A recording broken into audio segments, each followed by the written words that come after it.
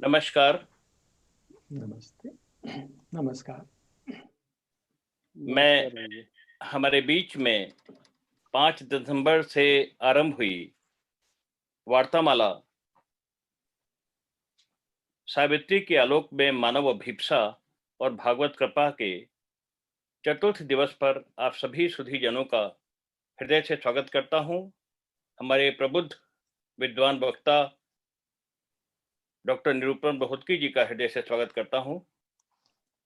Shri Arvind society Hindi क्षेत्र के हमारे 2 माननीय उपाध्यक्ष माननीय डॉक्टर जेपी सिंह जी और मैं मनोज भैया को भी प्रणाम करता हूं। आइए सबसे पहले हम, जबकि आज ये चतुर्थ पुष्प मां श्री अरविंद के चरणों में प्रस्तुत होने जा रहा है, सावित्री महाकाव्य से संबंधित इस आनंद का, इस रस वर्षा का, तो आइए सबसे पहले हम कार्यक्रम का आरंभ मातृ ध्यान से करते हैं। मातृ ध्यान।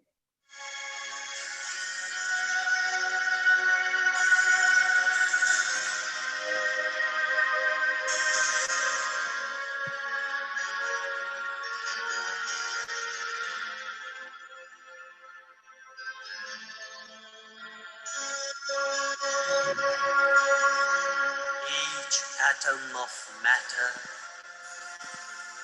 contains something of thy absolute. Thou art, thou livest, thou art radiant and reignest.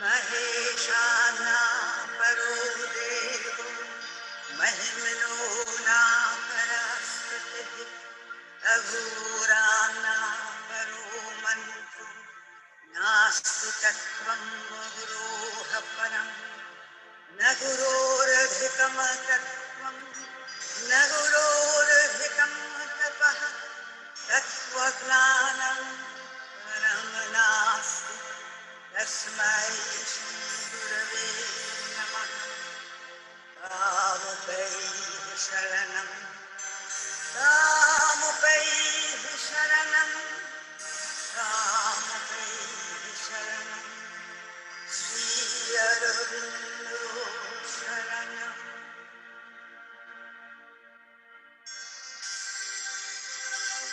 Lagano Nisangha Sudvastriguna Vivahito Vastamohandhakaram Nasagare Nyasta Drishti Vidita Bhavaguna Naiva Drishta Kadachit Unmanyavasthaya Vam Vigata Kalimalam Shankaram Nasmarami Shantavyo Meha Paradha Shantavyo Meha Paradha Shiva Shiva Shiva Ho Shri Mahadeva Shambho Vande Gangadharam Shankaram Vande Netrothya Vaishwanaram Vande Trilokyasaram Shri Parvati Vallabham Vande Shri Arvindam. Jasida Kamade Paraparanam Parameshwari Asamanam Sharanagatam Sharanadatam Raksha Rakshadhana Vande Janani Vande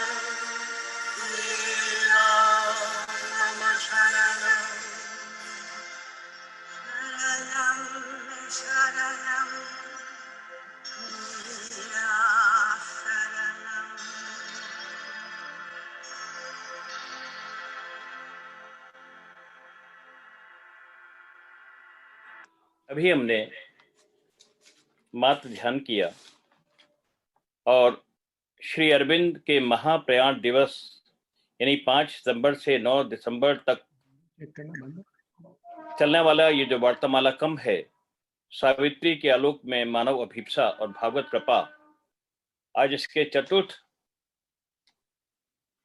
पुष्प की प्रस्तुति मां श्री अरविंद के चरणों में होने जा रही है।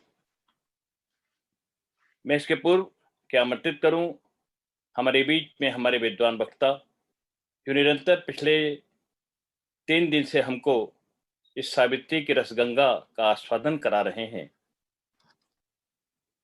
श्री अरविंद ने सावित्री के विषय में जो कुछ कहा है, मैं कुछ पंक्तियां अवश्य पढ़ना चाहूंगा।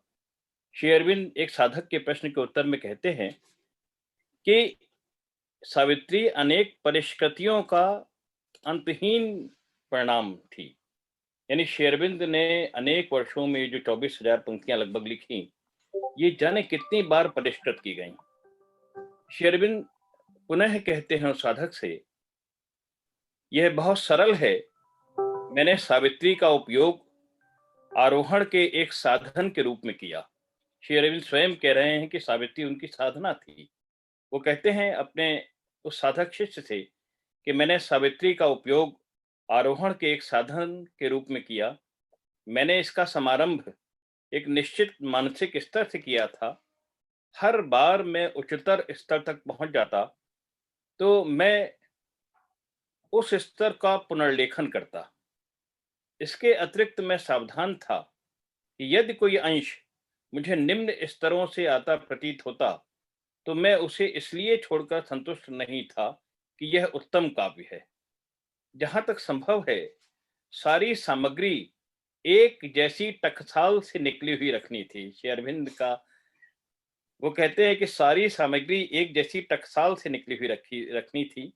वस्तुतः मैंने सावित्री को एक ऐसी कविता के रूप में नहीं लिया है जिसे लिखना और समाप्त करना है, बल्कि प्रयोग के क्षेत्र के रूप में यह देखने के लिए लिया है कि व्यक्ति की अपनी यौगिक चेतना से काव्य किस सीमा तक लिखा जा सकता है। तो ये निश्चित रूप से यौगिक चेतना का काव्य है, जैसा कि श्री अरविंद ने कहा। वो आगे कहते हैं कि रोज ऑफ गॉड या सोनेट्स को मैंने दोबारा नहीं लिखा, उसी समय किए गए 2 या 3 शाब्दिक परिवर्तनों को छोड़कर।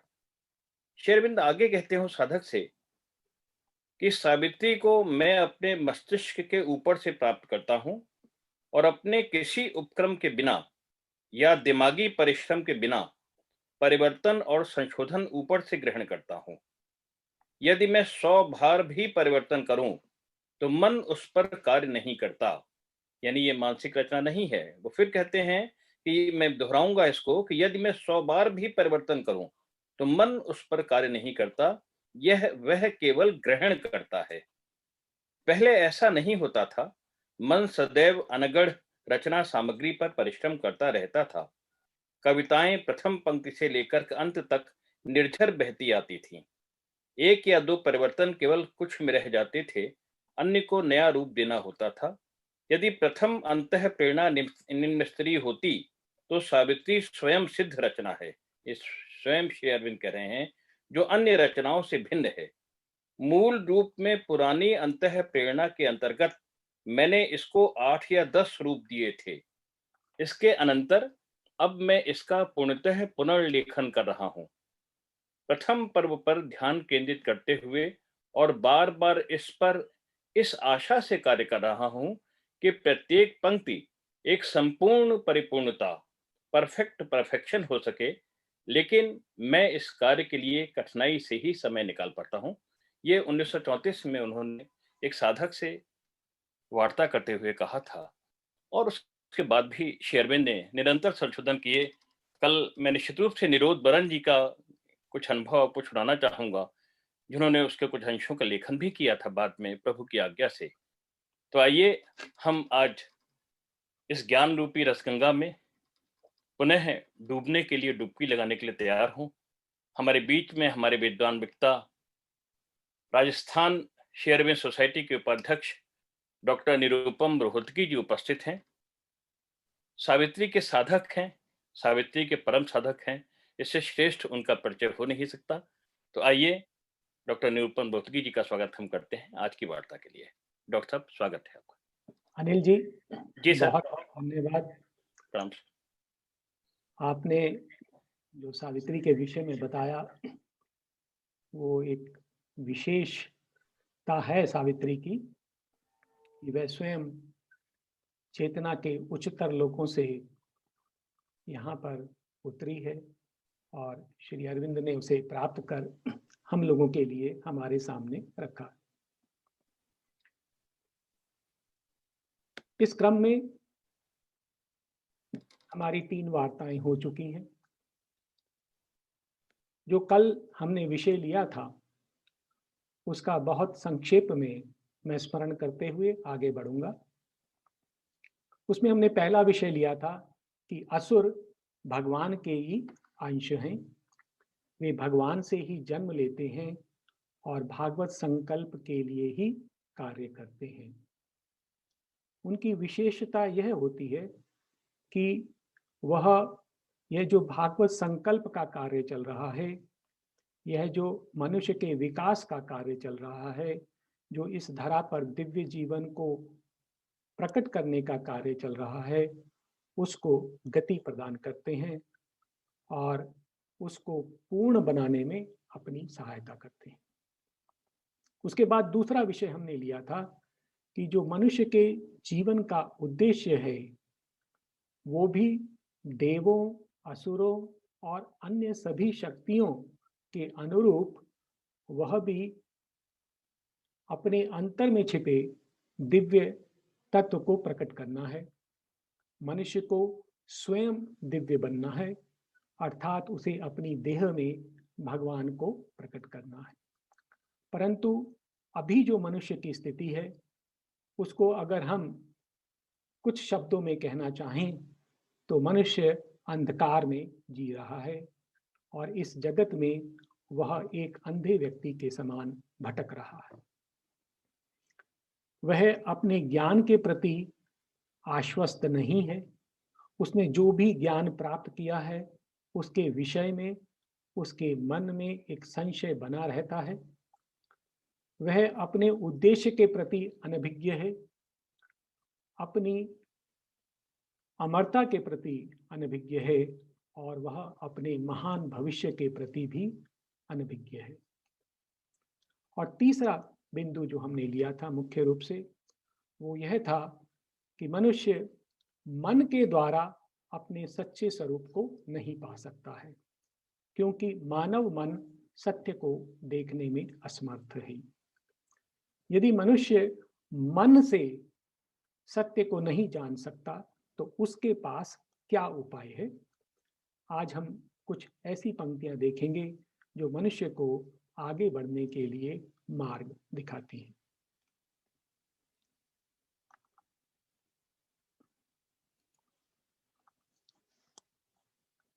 तो हम सत्य को कैसे जान सकते हैं? मनुष्य के प्रकाश पास वो कौन सी शक्ति है जिससे वह सत्य को प्राप्त कर सकता है? ये पंक्तियां हमने कल भी देखी थी, परंतु आज इनको पुनः देख लेते हैं। But all is screened, subliminal, mystical. It needs the intuitive heart, the inward turn. It needs the power of a spiritual gauge. अर्थात यह जो जगत का जो सत्य है वो प्रच्छन्न है, छिपा हुआ है, सबलिमिनल है, वो एक अंतस्थित है, गोपित है, मिस्टिकल है, वो रहस्यमयी है। और उसे जानने के लिए हमें सहज ज्ञानी हृदय चाहिए, एक ऐसा हृदय जो इंट्यूशन पर कार्य करता है। हमें एक इनवर्ड टर्न चाहिए, हमें अंतर्मुखी दृष्टि चाहिए। It needs the power of a spiritual gauge. हमें इसको जानने के लिए आत्मा की दृष्टि चाहिए।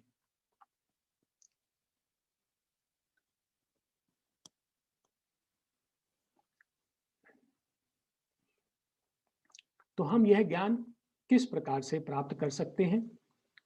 यह जो हमारा मन जो बाहर की ओर देखता है वो सत्य को नहीं जान सकता।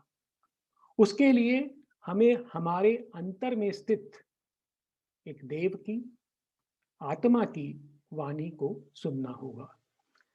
Absorbed in a routine of daily acts, our eyes are fixed on an external scene. अर्थात हम अपने दैनिक कार्यों में व्यस्त रहते हैं और हमारी जो दृष्टि है वो बाह्य दृश्यों पर केंद्रित रहती है। We hear the crash of the wheels of circumstance. हम परिस्थिति के पहियों की गड़गड़ाहट सुनते हैं and wonder at the hidden cause of things. और घटनाओं के गुह्य कारण पर आश्चर्य करते हैं। अर्थात इस जग में जो कुछ घटित हो रहा है वो हमारे लिए एक आश्चर्य के समान होता है। उस पर हम आश्चर्य करते रहते हैं, चकित होते रहते हैं और हमें यह नहीं ज्ञात होता कि इसके पीछे कारण क्या है। और फिर श्री अरविंद कहते हैं, yet a foreseeing knowledge might be ours, परंतु फिर भी एक भव्यदर्शी ज्ञान हमारे पास हो सकता है। एक ऐसा ज्ञान जो भविष्य का दर्शन कराए, उसे हम प्राप्त कर सकते हैं। उसके लिए हमें क्या करना होगा? If we could take our spirits stand within, यदि हम अपने अंतर में स्थित, आत्मा में स्थित हो जाएं, तो हम वह ज्ञान प्राप्त कर सकते हैं। If we could hear the muffled demon voice, और यह जो देव हमारे हृदय में स्थित है वो बंदी है, मफल्ड है, उसकी आवाज को रोक दिया गया है। यदि हम उस बंदी देव की आवाज को सुन ले तो हमें सत्य का ज्ञान हो सकता है। और इसी से संबंधित पंक्तियां आती हैं कि केवल आत्मा से ही सत्य को जाना जा सकता है। Our sight and sense are a fallible gauge and touch, and only the spirit's vision is wholly true. अर्थात जो कुछ हम अपनी दृष्टि से देखते हैं, इन भौतिक आंखों से देखते हैं, इन भौतिक इंद्रियों से देखते हैं, वो सभी दोषपूर्ण होता है। इसके ऊपर भी अनेक पंक्तियां सावित्री में आती हैं, परंतु समय की कमी के कारण मैं वो पंक्तियां यहाँ नहीं ले रहा हूँ। भाव ये है कि जो हमारी दृष्टि है, जो हमारी इंद्रियां हैं, जो हमारे मन को ज्ञान प्रेषित करती हैं, वो सभी दोषपूर्ण हैं। और जो कुछ हम देखते हैं वो केवल एक आभास मात्र होता है। And only the spirit's vision is wholly true. और केवल वही दृश्य जो आत्मा देखती है, केवल आत्मा की दृष्टि ही पूर्णतः सत्य होती है। अब यह जो हमारे अंदर एक डीमन स्थित है, जो एक देव स्थित है, वो कौन है, वो हमारे साथ किस प्रकार का संबंध रखता है, उसके विषय में हम देखते हैं कि यह वो शक्ति है जिसको हम नहीं जानते हैं। यह अजन्मा है, अमर है, परंतु यह छिपा हुआ है। Ourself and a high stranger whom we feel. यह जो सत्ता है, यह जो हमारी आत्मा है, वो हम स्वयं है, हमारा ही सच्चा स्वरूप है। Ourself and a high stranger whom we feel. और हम अनुभव करते हैं कि वो कोई उन्नत और अजनबी सत्ता है। इस प्रकार से हम उसे अनुभव करते हैं। इट इज, वो विद्यमान है, and acts unseen as if it were not.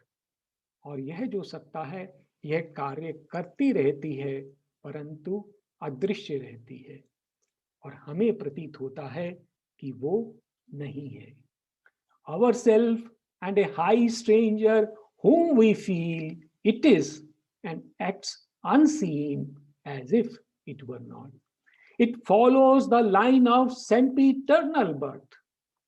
और यह शाश्वत जन्म की जो धारा है उसका अनुसरण करती है, अर्थात यह शाश्वत है, अमर है। It follows the line of sempiternal birth, yet seems to perish with its mortal frame. परंतु वो ऐसा प्रतीत होता है कि वो हमारी देह के नष्ट होने के साथ नष्ट हो जाती है।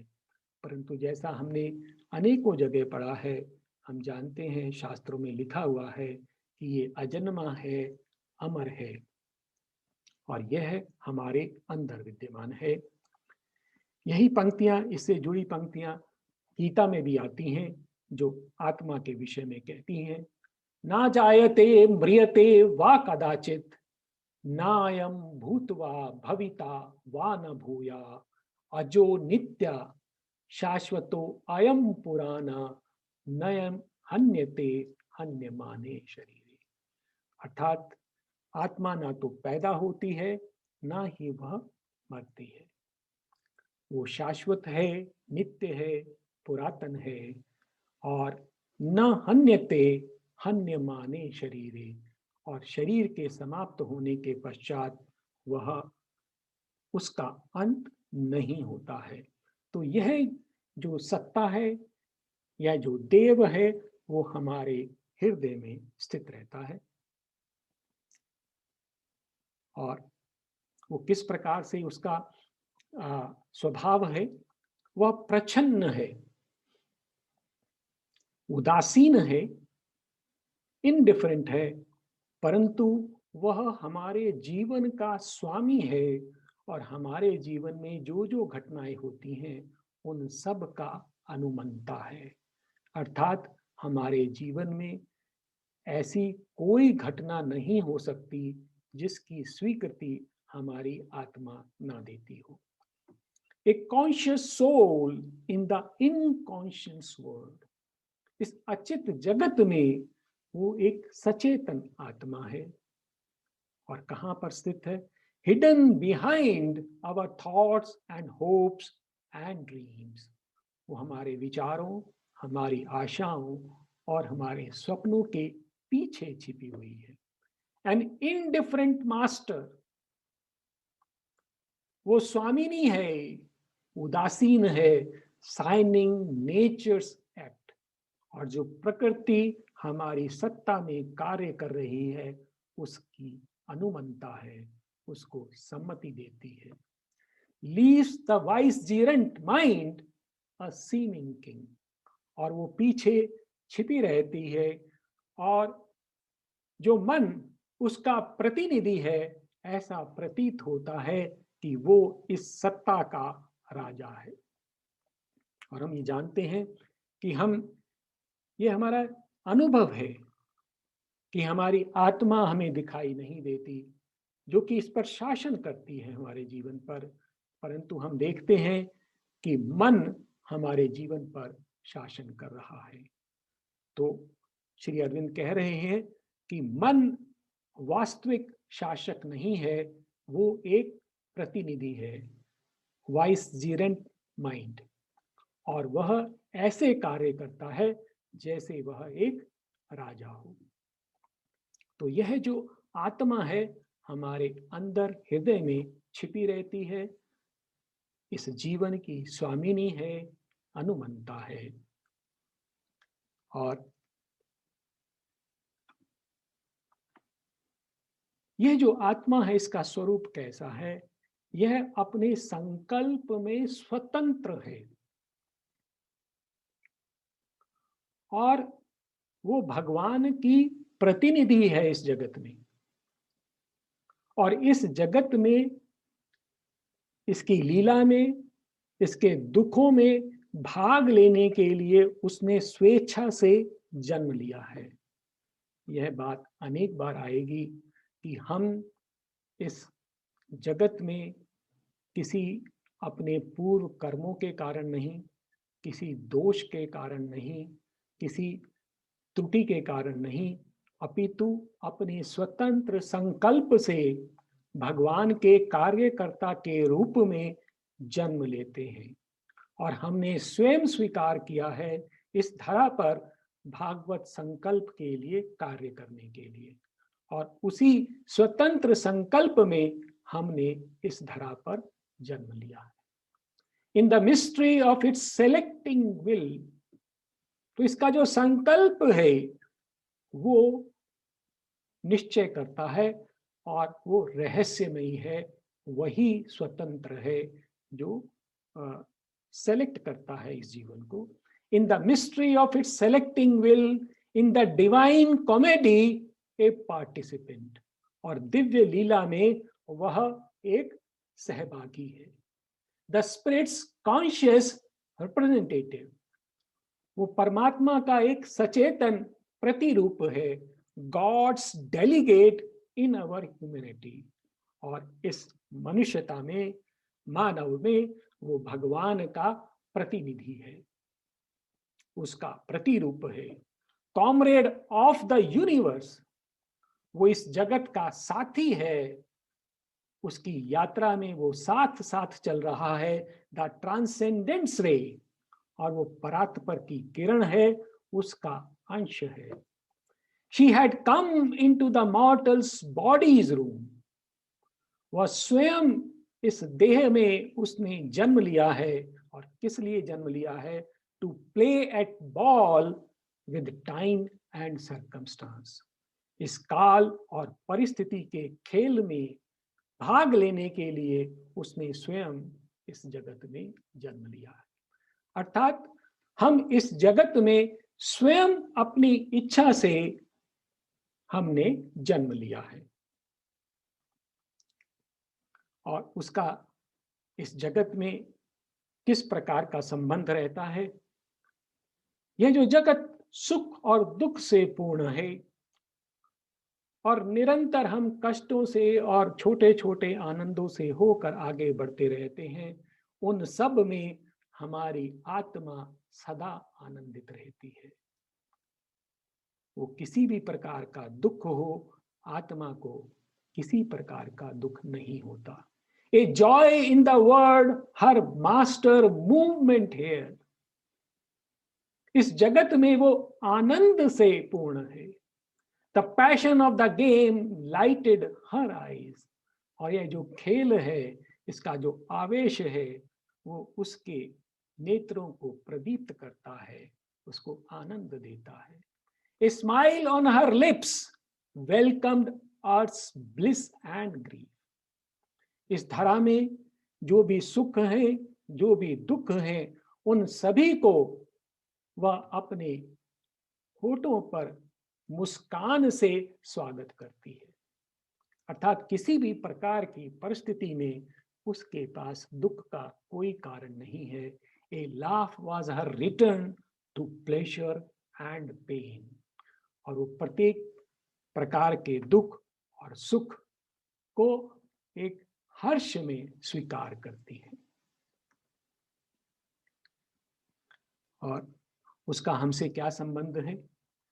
यह जो आत्मा हमारे अंदर स्थित है, यह ना केवल हमारे जीवन का स्रोत है, अपितु इसकी जो यात्रा है उसकी कुंजी है, और वही हमारा लक्ष्य भी है। It is the origin and the master clue, यह हमारा स्रोत है और हमारे जीवन के रहस्यों की दिव्य कुंजी है। It is the origin and the master clue. A silence overhead and inner voice.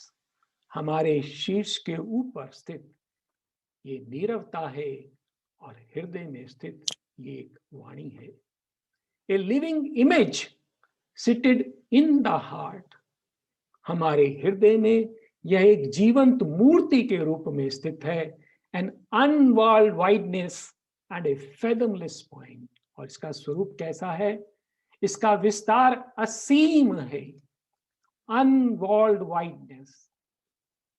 यद्यपि ये हमारे हृदय के एक कोश में स्थित है, परंतु यह असीम है। एंड ए फैथमलेस पॉइंट, और ये एक ऐसा बिंदु है जिसकी गहराई अथाह है। The truth of all these cryptic shows in space, और इस जगत में घटित होने वाले सभी गूढ़ दृश्यों का यह सत्य है, रहस्य है। The real towards which our striving move, यह वो सत्य है जिसकी ओर हमारा प्रयास, हमारा संघर्ष हमें ले जाता है। The secret grandiose meaning of our lives, ये हमारे जीवन का गुह्य और भव्य अर्थ है। तो इस प्रकार से यह आत्मा का स्वरूप है जो हमारे हृदय में स्थित है, हमारे शीर्ष के ऊपर स्थित है और हमारे जीवन का नियंत्रित, और हमारे जीवन में होने वाली सभी घटनाओं में आनंद का अनुभव करती है। आगे पंक्तियां आएंगी जब हम पीड़ा के बारे में बात करेंगे कि क्यों इन हर प्रकार की परिस्थितियों में क्यों हमारी आत्मा सदा आनंद में रहती है जब हम अनेक प्रकार के कष्टों से दुख भोगते हुए आगे बढ़ते हैं। तो ये विरोधाभास क्यों है, ये आगे की पंक्तियों में आएगा, हम देखेंगे। तो इसके पश्चात हम देखते हैं कि मनुष्य की जो यात्रा चल रही है, मनुष्य अंधकार से प्रकाश की ओर बढ़ रहा है। वो यात्रा क्या है? तो मनुष्य की जो यात्रा है वो क्या है? It is a search for truth. वो सत्य को ढूंढ रहा है, प्रकाश को ढूंढ रहा है, अमरता को ढूंढ रहा है। और दूसरी एक और बात ध्यान देने की है, this journey can not stop till he becomes God.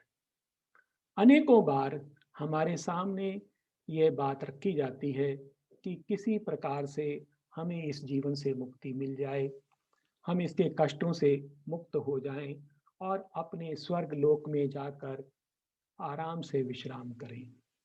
हम इस जगत के दुखों से बहुत परेशान हो जाते हैं, परंतु ये हमारे मन के भाव हैं।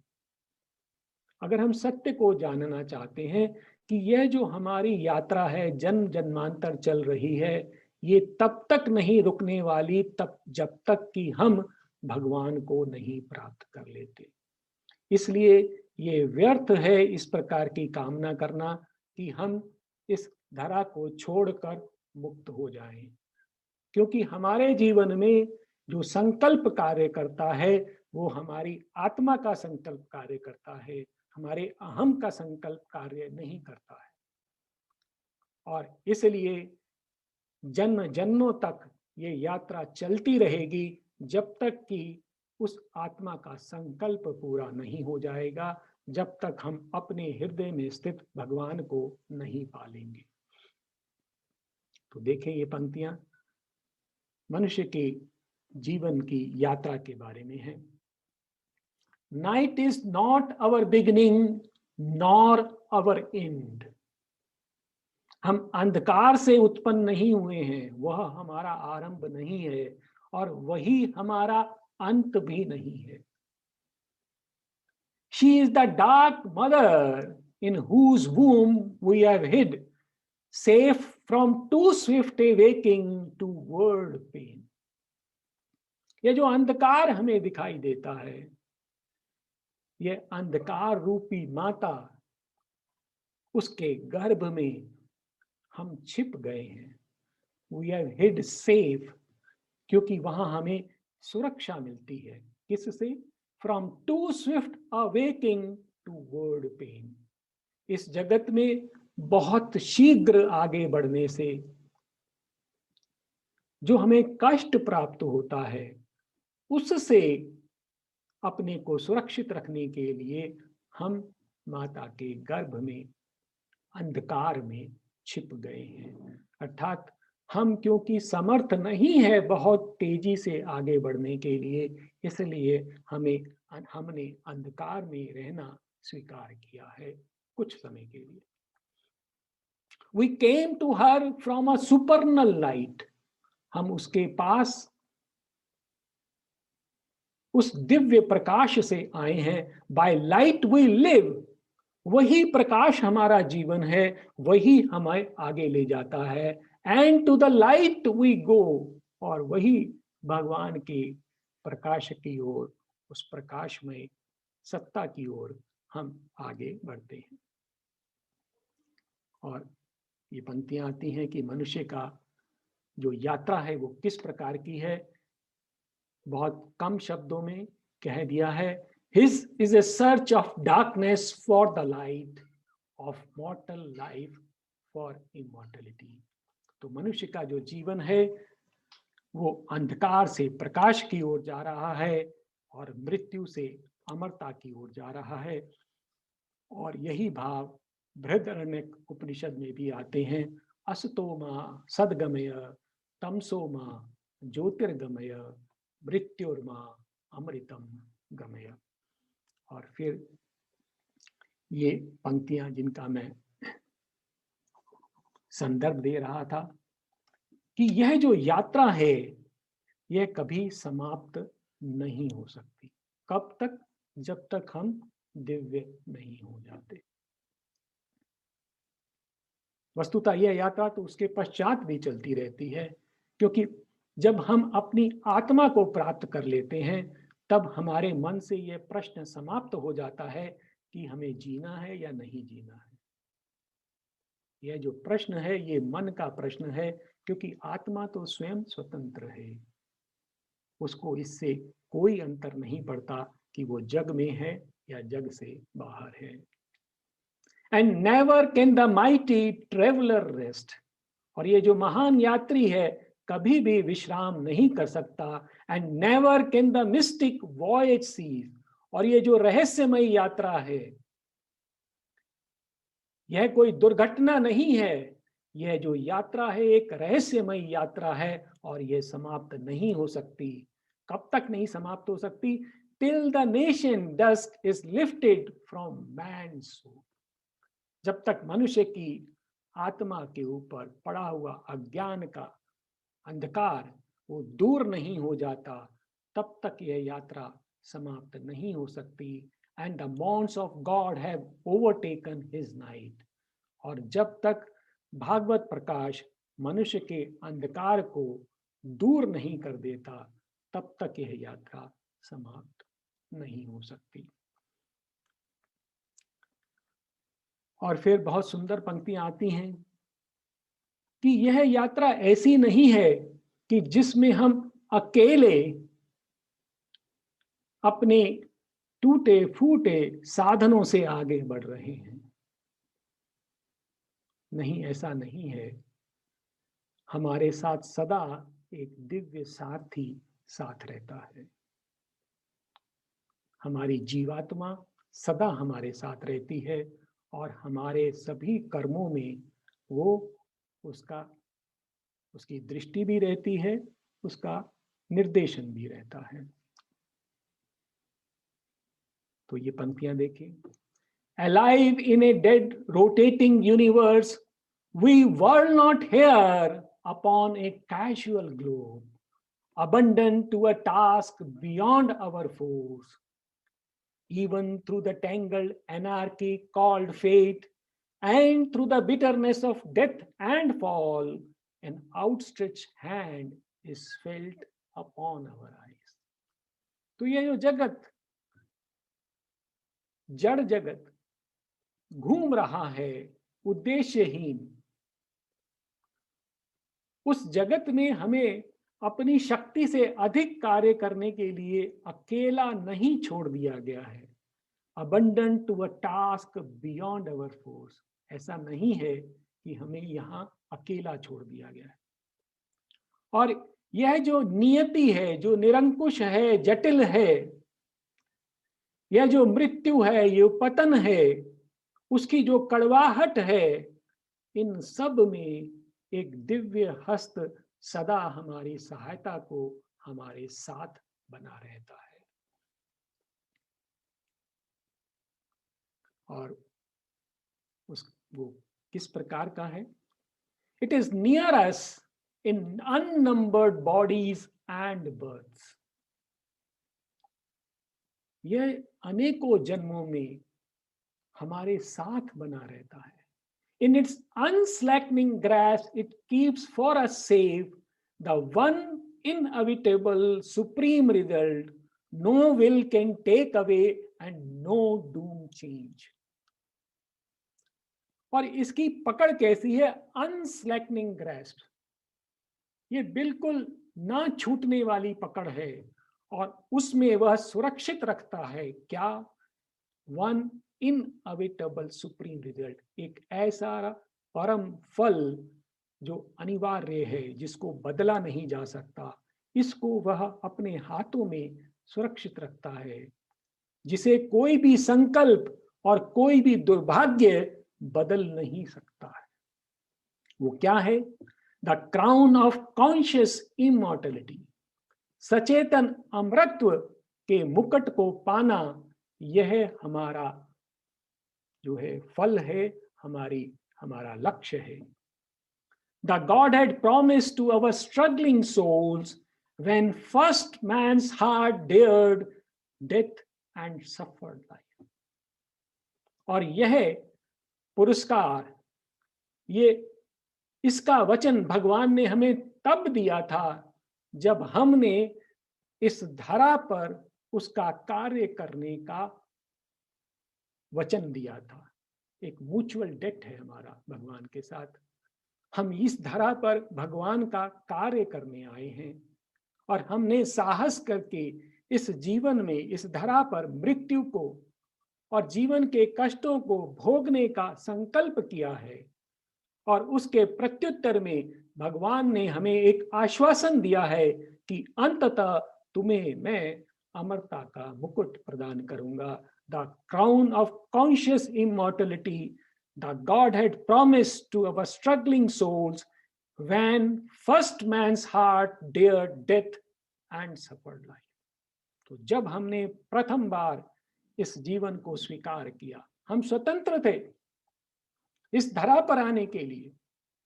हमने स्वीकार किया कि हम, हे भगवान, तेरा कार्य करने के लिए हम इस जगत में जाएंगे, इसके अंधकार को, इसके कष्टों को हम सहेंगे। और भगवान ने उसके प्रत्युत्तर में हमें विश्वास दिलाया है, वचन दिया है कि हम तुम्हें अमृत प्रदान करेंगे। तो यह सदा हमारे साथ बना रहता है। फिर ये पंक्ति देखिए कि ये जो हमारा जीवन है उसका स्वामी कौन है? वो जो दिव्य सारथी है वही हमारे जीवन को ले जा रहा है। हम भ्रम में हैं कि हम अपना जीवन स्वयं आगे बढ़ा रहे हैं, परंतु वो जो हमारा दिव्य सारथी है, जो हमारे जीवन को अपने रथ में, और या यूं कहूं मैं कि अपनी गोद में लिए हुए आगे ले जा रहा है, वो किस प्रकार का है? वो पंक्तियां देखें। One who has shaped this world is ever its Lord. जिस सत्ता ने इस जगत का निर्माण किया है वही इसका ईश्वर है। Our errors are his steps upon the way. जो हम गलतियां करते हैं वो उसके सोचे समझे कदम होते हैं। वह भगवान, वह शक्ति हमसे गलतियां करवा कर भी अपना कार्य करवा लेते हैं। हमें जिस ओर जाना होता है हम जीवन भर सोचते रहते हैं कि हमने गलतियां की हैं, शायद हम इधर चले गए होते, शायद उधर चले गए होते, परंतु वह जो सत्ता है, वो जो शक्ति है, वो हमारे अंदर स्थित, वह सदा सचेत है। Our errors are his steps upon the way. वो उनका ध्यान रखती है, वो उसी के कदम होते हैं जो हमारी गलतियां होती हैं। और उसका कार्य करने का जो ढंग है वो बहुत विचित्र होता है। He works through the fierce vicissitudes of our lives. वो हमारे जीवन के अच्छे बुरे पक्षों के थ्रू कार्य करता है, उनके द्वारा कार्य करता है। He works through the hard breath of battle and toil. वो इस संघर्ष और श्रम के कठिन श्वास के द्वारा कार्य करता है। He works through our sins and sorrows and our tears. वो हमारे पापों, हमारे दुखों और हमारे अश्रुओं, इन सब के द्वारा कार्य करता है। His knowledge overrules our needs. और उसका जो ज्ञान है वो हमारे अज्ञान को निरस्त कर देता है। हमारे अज्ञान द्वारा लिए गए निर्णयों को वह परम दिव्य सारथी निरस्त कर देता है, बदल देता है। और क्यों वो हमें इस ऐसे जो दुविधापूर्ण विरोधाभासी जीवन से आगे ले जाता है, क्योंकि उसके कारण हमारी गति बहुत तीव्र होती है। केवल वही व्यक्ति जो धीरे धीरे आगे बढ़ना चाहते हैं, उनको जीवन में कष्ट नहीं आते।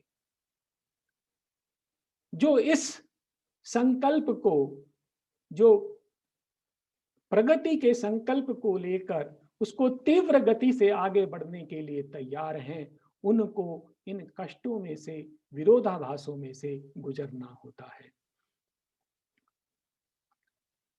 और फिर वो कह रहे हैं कि हे मनुष्य, इन घोर परिस्थितियों में भी तुम सदा अपना धैर्य बनाए रखो। क्यों? क्योंकि एक महती शक्ति सदा तुम्हारे साथ बनी रहती है। Whatever the appearance, we must bear. जीवन की परिस्थितियां कितनी भी घोरतम हो, हमें धैर्य रखना चाहिए। Whatever our strong ills and present fate, हमारे ऊपर कितनी भी घोर विपत्तियां हो, हमारा कैसा भी भाग्य हो, when nothing we can see but drift and bail, जब हमें कुछ भी नहीं दिखाई दे रहा है, हम भ्रमित असमंजस में घूम रहे हैं, हम बहते जा रहे हैं, भटकते जा रहे हैं और दुखी हैं, तब भी a mighty guidance lead us still through all. एक महती शक्ति, एक सारथी, एक सहायता सदा हमारे साथ बनी रहती है। तो यह जो हमारी जीवन यात्रा है, वो हम अकेले नहीं कर रहे। माता जी किसी ना किसी रूप में सदा हमारे साथ बनी रहती हैं। वो हमारे जीवन पर अपनी दृष्टि बनाए रखती हैं। बहुत सुंदर पंक्तियां याद आ रही हैं मुझे कि एक छोटी सी घटना है कि एक बार किसी व्यक्ति ने माँ से पूछा कि माँ, मैंने एक स्वप्न देखा और उस स्वप्न में ऐसा था कि हम दोनों समुद्र के तट पर आगे चलते जा रहे हैं और यह जो हमारी जो यात्रा थी, ये मेरे जीवन की यात्रा से मेल खा रही थी। और मैंने देखा कि जहाँ जहाँ मेरे जीवन में कष्ट आए, वहाँ वहाँ मुझे उस रेत पर केवल 2 कदम दिखाई दे रहे थे। अन्यथा जब जब मेरा समय अच्छा था, तब तक मुझे 4 कदम दिखाई दे रहे थे। तो माँ, ऐसा क्यों हुआ कि जब जब मैं कष्ट में था, तो तुम मुझे छोड़कर कहाँ चली गई थी? तो माँ ने कहा, मेरे बेटा, मेरे पुत्र, ऐसे समय में मैं तुझे अपनी गोद में लेकर चल रही थी। वो जो 2 कदम तुझे दिखाई दे रहे हैं, वो मेरे थे, तेरे नहीं। तो ये जो है, इस प्रकार से माता हमें अपनी गोद में लिए हुए आगे चलती हैं। ऐसा हमारा जीवन। इससे आगे हम एक और मुख्य विषय पर आएंगे, वो है पेन और पीड़ा, दुख और पीड़ा। बहुत इंपॉर्टेंट पक्ष है जीवन का, क्योंकि यही वो देव है जो हमें आगे बढ़ने को मजबूर करता है, और यही वो स्थिति है, पीड़ा है, दुख है, जिसके कारण हम इस जो जर्नी पे हम यात्रा पर निकले हैं, उसको छोड़कर भाग जाना चाहते हैं। यदि हम उसके सत्य को समझ लें तो हमारी जो पीड़ा है वो आनंद में बदल जाएगी। तो क्या है हमारे पीड़ा का सत्य, कि पीड़ा का कारण क्या है? ये जो पंक्तियां आपके समक्ष आएंगी उसमें यह भाव आता है कि जो हम पीड़ा का अनुभव करते हैं, दुख का अनुभव करते हैं, उसका एकमात्र कारण अज्ञान है। और जब तक हम उस सत्य को प्राप्त नहीं कर लेते, प्रकाश को प्राप्त नहीं कर लेते, उस ज्ञान को प्राप्त नहीं कर लेते, यह हमारी पीड़ा समाप्त नहीं हो सकती। और देव इस पीड़ा का उपयोग करते हैं जिससे यह जगत प्रगति कर सके। यह एक पीड़ा का मार्ग वो मार्ग है जिससे तीव्र गति से भागवत कार्य आगे बढ़ता है। और एक और महत्वपूर्ण पक्ष है कि यह जो पीड़ा हमारे जीवन में हम भोगते हैं उसको हमने स्वयं चुना है। हम इसके लिए किसी और को दोष नहीं दे सकते।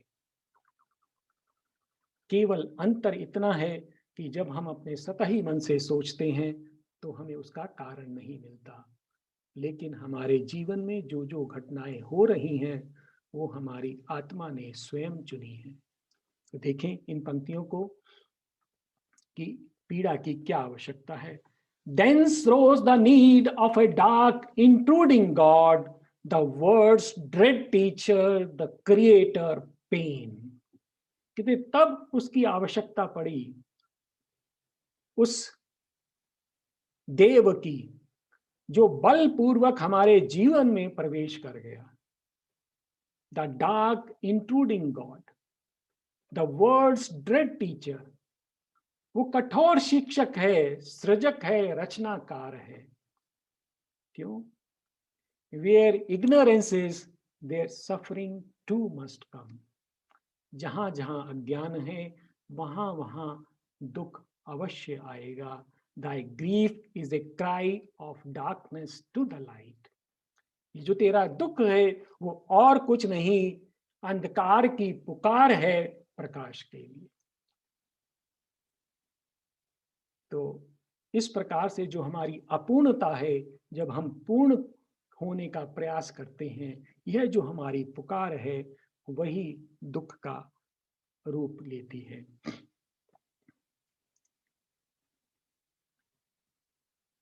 फिर हमारे दुख का कारण क्या है?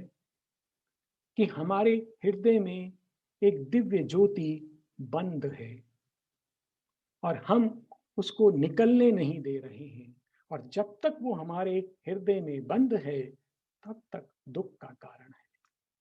A power is in thee that thou knowest not. तेरे हृदय में एक शक्ति है जिसे तू नहीं जानता है। Thou art a vessel of the imprisoned spark.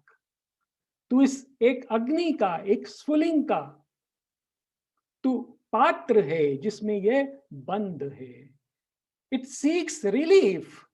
यह स्वतंत्र होना चाहती है फ्रॉम टाइम्स एनवेलपमेंट। यह जो काल का जो आवरण है, जो बंधन है, उससे यह मुक्त होना चाहती है। And while thou shut'st it in, और जब तक तूने इसे अपने अंदर बंद कर रखा है, द सील इज पेन। यह जो तूने उसके ऊपर बंधन लगा रखा है वही पीड़ा का कारण है। जिस दिन यह आत्मा मुक्त हो जाएगी उस दिन पीड़ा समाप्त हो जाएगी। और देखिए कितनी सुंदर पंक्तियां हैं। Pain is the signature of the ignorance, attesting the secret god denied by life. यह जो हमारा जीवन है वो उस गुह्य देव को अस्वीकार करता है, उसे प्रकट नहीं होने देता है। और पीड़ा क्या है? उस अज्ञान का सिग्नेचर है, उसका हस्ताक्षर है, जो ये सत्यापित करती है, जो हमसे कहती है बार बार कि तेरे हृदय में एक देव छिपा हुआ है।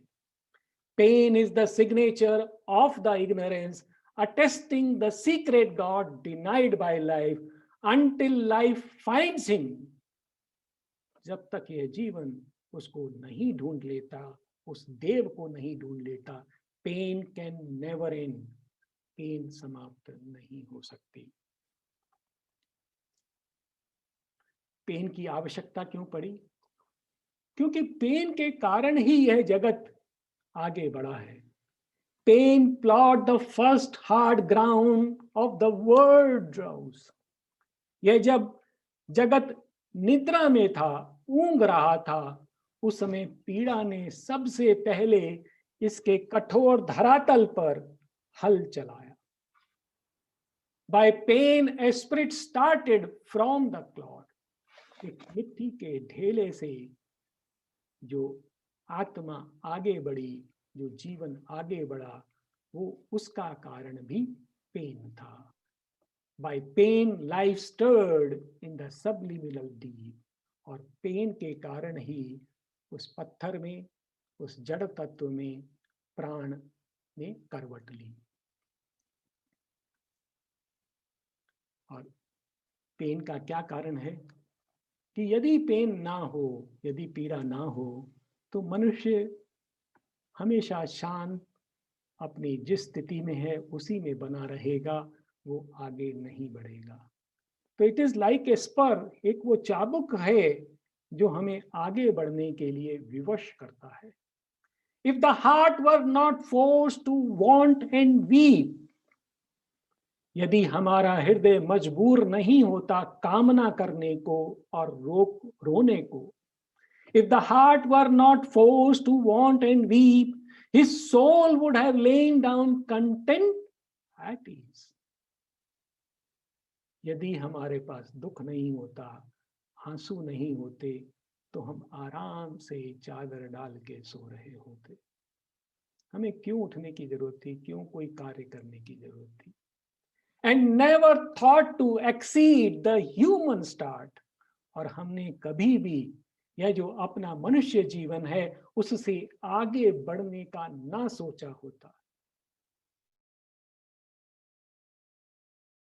आविष्कार की जननी है और पीड़ा उसको आगे ले जाती है। And never learn to climb toward the sun. और यह जो हम सूर्य की ओर देखते हैं, प्रकाश की ओर देखते हैं, उसकी ओर उठने का प्रयास करते हैं, बढ़ने का प्रयास करते हैं, यदि वो पीड़ा नहीं होती तो हम ऐसा नहीं करते। वो पीड़ा जो हमारे अंधकार की पीड़ा है, प्रकाश के लिए नश्वरता की पीड़ा है, अमरता के लिए अज्ञान की पीड़ा है, ज्ञान के लिए। और फिर जो पेन है वो क्या है?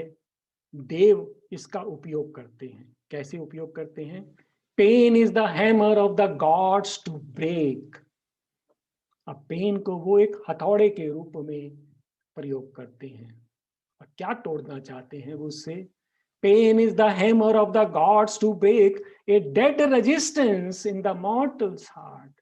ये जो हमारे हृदय में तमस है, विरोध है, उसको तोड़ने के लिए वो उस हथौड़े का प्रयोग करते हैं। His slow inertia as of living stone. हमारे अंतर में वो तमस है, एक पत्थर के समान तमस है जो आगे नहीं बढ़ना चाहता। उसको तोड़ने के लिए भगवान पीड़ा को एक हथौड़े के रूप में प्रकट करते हैं। और इसके पश्चात वो अत्यंत सुंदर पंक्तियां आती हैं जिनका मैंने संदर्भ दिया था। बहुत ही सुंदर पंक्तियां हैं। यदि हम इनको समझें तो हमारा पूरा जीवन का अर्थ बदल सकता है। ये पंक्तियां क्या कह रही हैं कि जब मनुष्य घोर कष्ट में करहा रहा होता है, जब हम रो रहे होते हैं, जीवन से दुखी हो जाते हैं, उसको छोड़ देना चाहते हैं, निराश होते हैं, हमें नहीं समझ में आता कि हम क्या करें, उस समय हमारे अंदर जो स्थित आत्मा है, जो देव है, वो हंस रही होती है, वो आनंदित होती है। ये कैसा विरोधाभास है, हम रो रहे हैं और हमारी आत्मा प्रसन्न हो रही है। बहुत सुंदर पंक्तियां हैं। Although the shaping God's tremendous touch is torture unbearable to mortal nerves। कहते जब ये जो देव हैं हमें स्पर्श करते हैं तो उनका जो स्पर्श है वो असहनीय पीड़ा पैदा करता है। जब भगवान हमारी देह को मोल्ड करना चाहते हैं, उसको रचना करना चाहते हैं, उसमें से नई कृति पैदा करना चाहते हैं, और जब वो हमारे ऊपर हथौड़े चलाते हैं, स्पर्श करते हैं, तो ऐसा लगता है कि पूरा देह पीड़ा से भर गया है। Although the shaping God's tremendous touch is torture unbearable to mortal nerves, the fiery spirit grows in strength within and feels a joy in every titan pain। और जो हमारी आत्मा है अग्नि रूपी, जो हमारे हृदय में स्थित है, उस चोट के कारण वो सशक्त होती है और वो हर उस चोट पर आनंदित होती है। क्यों? क्योंकि उसको एक कदम आगे बढ़ने का अवसर मिलता है। तो इस प्रकार से यह जो पीड़ा हमारे यहाँ अपने को अनुभव करनी पड़ती है, उस समय यदि हम अंतर में स्थित होकर बैठे तो हम देखें कि हमारे अंतर स्थित देव आनंदित हैं। कोई कारण है जिसके कारण यह पीड़ा हमारे सामने आई है। और ये भी बहुत सुंदर पंक्तियां हैं कि हम लोगों ने स्वयं इस पीड़ा को स्वीकार किया है, कष्टों को स्वीकार किया है। आज के इस वार्ता में ये अंतिम पंक्तियां हैं। 5 मिनट और लगेंगे, हम इसको यहाँ समाप्त करेंगे। बहुत सुंदर पंक्तियां हैं। ओ मॉर्टल who complainest of death and fate। हे मनुष्य, जो तू मृत्यु और भविष्य के बारे में नियति की शिकायत करता फिरता है। O मॉर्टल who complainest of death and fate, accuse none of the harms thyself has caused। ये तो तूने स्वयं चुना है, इसको तूने स्वयं बुलाया है, मृत्यु को तूने स्वीकार किया है, जो तेरी नियति है उसको तूने स्वीकार किया है, तो तू इसका दोष दूसरों को क्यों देता है। O mortal who complainest of death and fate, accuse none of the harms thyself has caused, this troubled world thou hast chosen for thy home। ये जो जगत है तूने स्वयं चुना है। जब भगवान ने तेरी सम्मति चाही कि कौन है जो जाकर इस धरा पर मेरा कार्य करे, तो तूने हाथ खड़ा किया, तूने ये स्वीकार किया कि हे भगवान, इस धरा पर जाकर मैं तेरा कार्य करूंगा। This troubled world thou hast chosen for thy home, thou art thyself the author of thy pain। तू स्वयं ही इसका रचयिता। तो ये हम लोग यहाँ पर समाप्त करेंगे। तो इस प्रकार से यह जो पेन है, पीड़ा है, उसका क्या कारण है हमारे सामने स्पष्ट होता है। कल हम इसके आगे और देखेंगे, अन्य विषय लेंगे। अब मैं यहाँ पर अपनी वार्ता समाप्त करता हूँ। आप सभी का धन्यवाद, नमस्कार। हमने सावित्री के आलोक में मानव अभिप्सा और भागवत कृपा में बहुत ही सुंदर आख्यान हमारे आदरणीय डॉक्टर निरुपम रोहतगी जी का सुना। कितनी सुंदर प्रभु की पंक्तियां हैं। Pain is the hammer of god. कितनी सुंदर पंक्तियां हैं, कितनी सुंदर पंक्तियां हैं। पीड़ा विकास की जननी है, जैसा डॉक्टर साहब ने व्याख्या की उसकी। बहुत सुंदर शब्द, बहुत सुंदर पंक्तियां। मैं फिर से ये भी पुराणी जी की बात वो याद आती है कि कहा जाता है कि जो भारत में नहीं है वो महाभारत में नहीं है, वो फिर कहते हैं कि हम दृढ़तापूर्वक कह सकते हैं कि जो सावित्री में नहीं है वो ब्रह्मांड में नहीं है। बहुत सुंदर व्याख्या डॉक्टर साहब ने की। कितने शब्द, night is not our beginning और our end nor our end, वाह कितनी सुंदर पंक्तियां हैं। ना तो हम अंधकार से उत्पन्न हुए हैं, ना ही अंधकार हमारी नियति है। इस जगत में डॉक्टर साहब ने समझाया कि जगत में संघर्ष करने के लिए हम अकेला नहीं छोड़ा गया, एक दिव्य सारथी हमारे साथ है। कितने सुंदर शब्द हैं और कितनी सुंदर व्याख्या डॉक्टर साहब ने हमारे साथ की। The crown of conscious immortality शब्द उन्होंने प्रयोग किया। The crown of conscious immortality, अमरत्व का मुकुट। कितने सुंदर शब्दों का चयन है। हम धीमे धीमे निश्चित रूप से श्री अरविंद प्रभु की सम्मोहन में और डॉक्टर साहब के अद्भुत वर्णन के सम्मोहन में निश्चित रूप से डूबते हुए चले जाते हैं। कितना एक जगह बोले, he works through our sorrow and our tears, our sins. कितनी सुंदर वाणी थी। मैं बहुत बहुत आभार व्यक्त कर रहा हूँ डॉक्टर साहब का। और मैं हमारे बीच में शेरविन सोसाइटी के हम जो सभी सुधी सदस्य हैं जो इस अमृत का रसपान कर रहे हैं हमारे बीच में, और ये शेरविन सोसाइटी 11 राज्यों में फैला हुआ है, जो हिंदी भाषी क्षेत्र है उसका संगठन है, जो माँ शेरविन के चरणों के लिए समर्पित है। तो मैं हमारे बीच में डॉक्टर आलोक जी तुलसियान जी हैं। आप झारखंड से हैं और रांची केंद्र के सचिव हैं। मैं डॉक्टर साहब से अनुरोध करूंगा श्री आलोक तुलसियान जी से कि वो हम सब की ओर से डॉक्टर रोहतगी जी को कृतज्ञता व्यक्त करने की कृपा करें, आभार व्यक्त करने की कृपा करें। बहुत बहुत आभार और बहुत बहुत धन्यवाद विद्वान डॉक्टर निरुपम रोहतगी जी का। क्या बताऊं, डॉक्टर अनिल वाजपेयी जी ने तो बहुत बातें बता दी। हम लोग सामान्य लोग हैं, मगर सावित्री की पंक्तियों के दिव्य पुष्पों से जो मधुर संचय करके आपने हम लोगों को दिया है,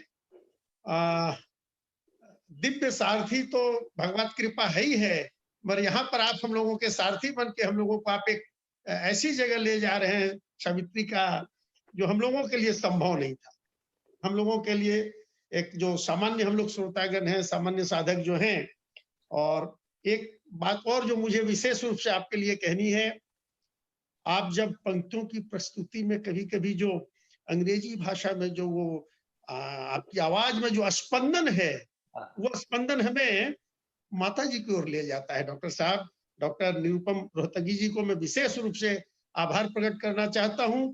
उनकी आवाज का स्पंदन हमें माता जी की ओर ले जाता है, खींचता है। आपने जितनी सरलता से, जितने अच्छे से, जैसे डॉक्टर वाजपेयी जी ने कहा कि आपने अपनी रसगंगा को, मैं उनके जैसे शब्दों को तो नहीं बोल सकता, मैं एक आम साधकों की तरफ से आपको बहुत बहुत आभार प्रकट करता हूं। डॉक्टर साहब, आपने बहुत ही, जो पढ़कर हम लोग नहीं समझ सकते थे उसको सुना करके आपने हम लोगों को, हम श्रोताओं की आप सारथी हैं। और जो आपने एक शब्द कहा, द शील इज पेन, दर्द को इतना अच्छा महत्व दिया। हम सभी श्री अरविंद सोसाइटी हिंदी क्षेत्र की ओर से आपके प्रति हार्दिक आभार प्रकट करते हैं। आपका बहुत बहुत धन्यवाद। मैं तो बल्कि सोच रहा, पिछले 3 दिनों का मैंने मिस किया डॉक्टर साहब, मैं छूटा है मेरे से। और भाई मनोज शर्मा जी को बहुत बहुत धन्यवाद, जिन्होंने इस पूरे आयोजन को इस तरह से संयोजित किया है। आदरणीय डॉक्टर अनिल वाजपेयी जी को पुनः प्रणाम। और मुझे लगता है कि इस बार बहुत अच्छे अच्छे काम हो रहे हैं हमारे अरविंदो सोसाइटी हिंदी क्षेत्र की इस दिशा में। इसलिए आप सबों को पुनः पुनः बहुत बहुत आभार और धन्यवाद, प्रणाम। बहुत बहुत आभार, बहुत बहुत आभार माननीय श्री आलोक तुलसियान जी।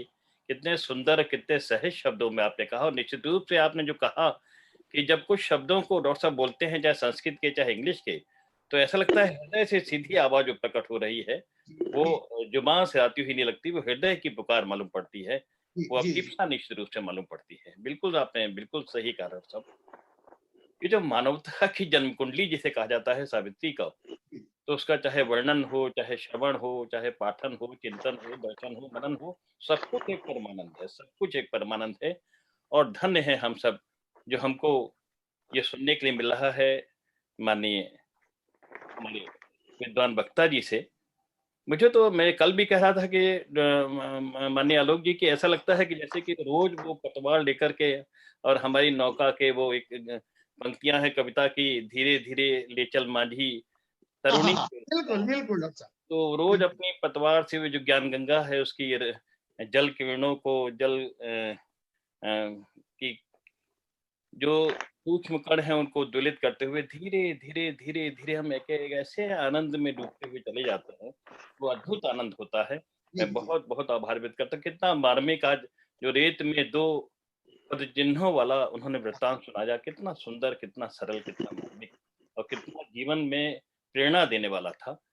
मैं यहाँ बता दूं कि जैसा कि हमारे बीच में माननीय आलोक तुलसियान जी ने कहा कि वो अभी शुरू में 3-4 दिन की वार्ता नहीं सुन पाए, तो इस वार्ता का रोज फेसबुक में लाइव प्रसारण हो रहा है, और इसके साथ साथ में 9 तारीख के बाद में ये वार्ता आपको यूट्यूब चैनल पे, जो शेरविन सोसाइटी का यूट्यूब चैनल है, उस यूट्यूब चैनल में भी ये वार्ता आपको उपलब्ध मिलेगी। जो नहीं शुरू में आ सके हैं वो इस वार्ता के अंदर रह सकेंगे। तो मैं पुनः आभार व्यक्त करता हूँ माननीय डॉक्टर साहब का, हमारे डॉक्टर निरुपम रोहतगी जी का। और आइए हम सबसे अंत में पुनः मातृ ध्यान के द्वारा, और हम प्रभु से प्रेरित होकर प्रभु के लिए अपने जीवन को समर्पित कर सकें, इस अभिप्सा के साथ में पुनः मातृ ध्यान करें। मातृ ध्यान। ये जो अपने प्रदीप विजय जी है ना, जयपुर वाले, जी जी, वो मैसेज बॉक्स में लिखते हैं कि ऐसा लगता है कि चलते ही जाए। जी बिल्कुल सही, बिल्कुल सही। ऐसा बोलते हैं डॉक्टर साहब कि लगता है कि बस मन रम गया है सब। बहुत आभार, बहुत आभार, बहुत सुंदर। मनोज जी, अब हम मातृ ध्यान करते हैं।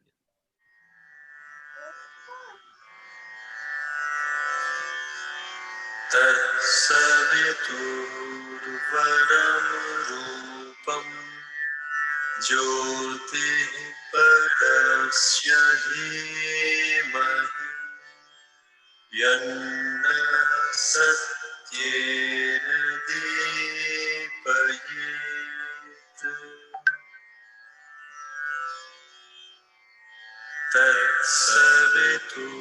तत्सवितुर्वरं रूपं ज्योतिः परस्य धीमहि यन्नः सत्येन दीपयेत्।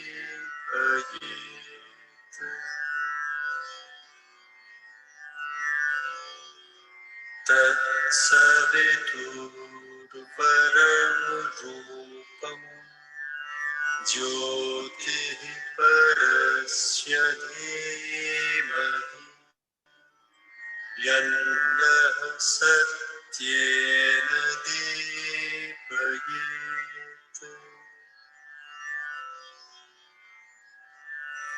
ॐ नमो भगवते वासुदेवाय।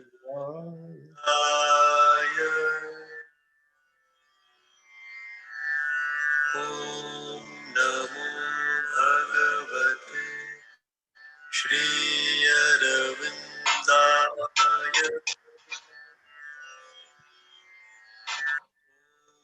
नमो भगवते श्री अरविन्दाय।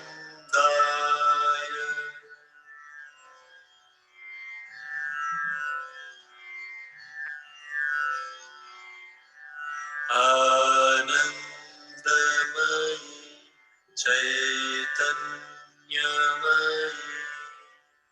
सत्यमयि परमे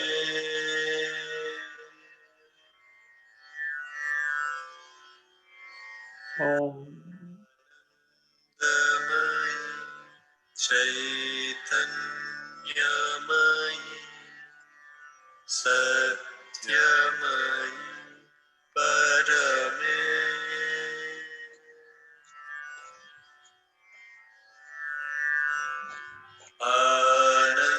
आनन्दमयि चैतन्यमयि